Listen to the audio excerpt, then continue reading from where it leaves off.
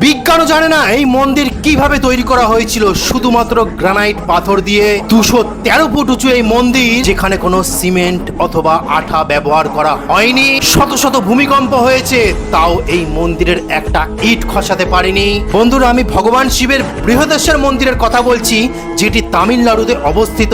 এমন 5টি রহস্য এই মন্দিরে লুকিয়ে আছে, সেটা জানলে অবাক হয়ে যাবেন। 1 নম্বর, এই মন্দিরটি 1,30,000 টন গ্রানাইট পাথর দিয়ে তৈরি। সেই গ্রানাইট পাথরগুলি পর সাজিয়ে প্রায় 213 ফুট উচ্চতার উপরে দাঁড়িয়ে আছে এই মন্দির।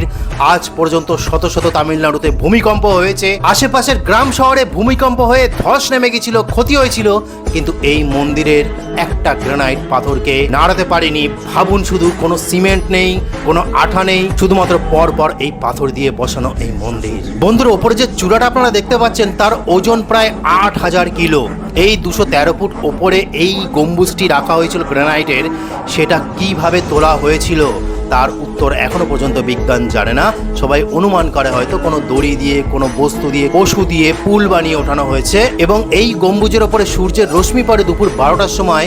এই মন্দিরে কোনো রকম কোনো ছায়া পড়ে না, এমনই জ্যামিতিক জ্যোতির্বিদ আকারে তৈরি এই মন্দির। তৃতীয়, বন্ধুরা, আপনারা ভেতরে দেখতে পাচ্ছেন যে কোনো রকম কোনো এই মন্দিরে চূড়া নেই। এই মন্দিরের মধ্যে গিয়ে আপনি যখন ধ্বনি উচ্চারণ করবেন, কোনো যেমন ওম নমঃ শিবায় বা ওম, সেটা এমনভাবে প্রতিফলিত হয়, সেখানে আপনার মস্তিষ্ককে, আপনার ব্রেনকে সম্পূর্ণ একটা অন্য জগতে নিয়ে চলে যায়। সেখানে আপনারা না গেলে, এই ধ্যানে না বসলে আপনারা কিছুই বুঝতে পারবেন না। যারা মানসিক চিন্তার মধ্যে থাকে, যারা ডিপ্রেশনে থাকে, তারা এই মন্দিরে চলে যায় এবং তারা ভেতরে গিয়ে 5 মিনিট মেডিটেশন করে, তারপরে নিজেরাই অনেক সুফল পায়। চতুর্থ, এই মন্দিরের জল নিকাশি ব্যবস্থা জানলে অবাক হয়ে যাবেন। যখন বন্যা হয়, ভূমিকম্প হয়, যখন প্রচন্ড পরিমাণে বৃষ্টি হয়, এমনই প্রযুক্তিতে তৈরি করা হয়েছিল এই মন্দির, সেখানে 1 সেকেন্ডের জন্য জল দাঁড়ায় না। পঞ্চম, সবচেয়ে ইম্পর্টেন্ট, এই মন্দিরে ভগবান শিব প্রথম নটরাজে বিরাজমান ছিলেন। ভগবান শিবের যে নটরাজের রূপ, সেটা এই মন্দির থেকে প্রথম ধারণা পাওয়া গেছিল।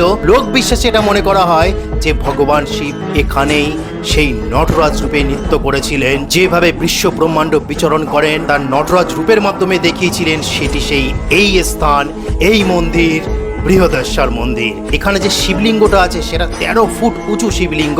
এছাড়াও বাইরে আপনারা দেখতে পাচ্ছেন যে নন্দী মহারাজ বিরাজমান করছে। তাই এত সুন্দর জায়গা থাকতে, যেখানে বিজ্ঞানরা আজ পর্যন্ত ধরতে পারে না যে এই মন্দির কিভাবে তৈরি করা হয়েছিল, কিভাবে এত বছর পর্যন্ত খাড়া হয়ে আছে, সেটাই আপনারা না গিয়ে আপনারা চলে যান কাশ্মীরে, যেখানে আপনাদের ধর্ম জিজ্ঞাসা করে মেরে ফেলা হয়। ফিরে আসুন আমাদের সেই পুরানো সনাতন ঐতিহ্যে, যেখানে আমরা ভগবান নটরাজের নৃত্য নিয়ে সবসময় চর্চা করতাম, বেদ নিয়ে চর্চা করতাম, গীতা নিয়ে চর্চা করতাম, সামবেদের বিভিন্ন গান, ভগবান শিবের বিভিন্ন গান আমরা গাইতাম। ও আরেকটা কথা বলতে তো ভুলেই গেছি, যে গ্রানাইট পাথর দিয়ে এই মন্দিরটি তৈরি করা হয়েছিল, 1,30,000 টন, সেই গ্রানাইট পাথরের আশেপাশে কোনো পাহাড়ই নেই।